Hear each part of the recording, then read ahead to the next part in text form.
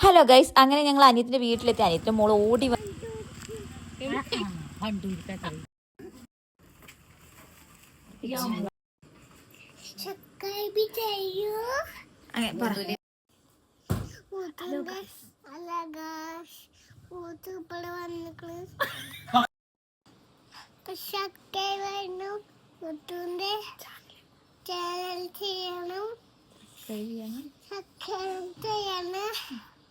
Bell button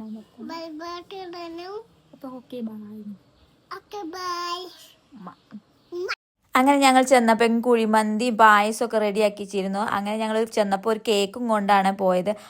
അച്ചുവിന് നല്ല ഇഷ്ടമാണ് ഈ കേക്ക്, അതുകൊണ്ടാണ് അത് വാങ്ങിച്ചത്.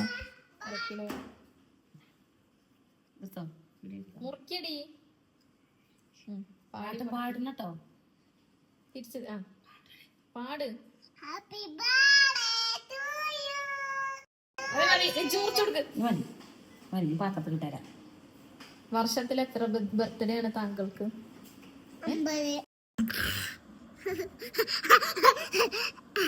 ഇങ്ങോട്ട് നോക്ക്. അങ്ങനെ ആച്ചുമോൾ ഓരോ കുരുത്തക്കേടൊക്കെ കാണിച്ച് എൻ്റെ കൂടെ തന്നെ ഉണ്ടായിരുന്നു. ഇത് അല്ലുമോളെ രണ്ടാമത്തെ മോളാണ്. അങ്ങനെ എനിക്ക് കൊണ്ടുവരാനുള്ള ചക്കട ഉണ്ടാക്കണം ഉമ്മയും അനിയത്തിയും കൂടി. ഇത് അനിയനാണ്. വൈകുന്നേരം ആയപ്പോഴേക്കും അവൻ വന്ന് ഫുഡൊക്കെ കഴിച്ചു.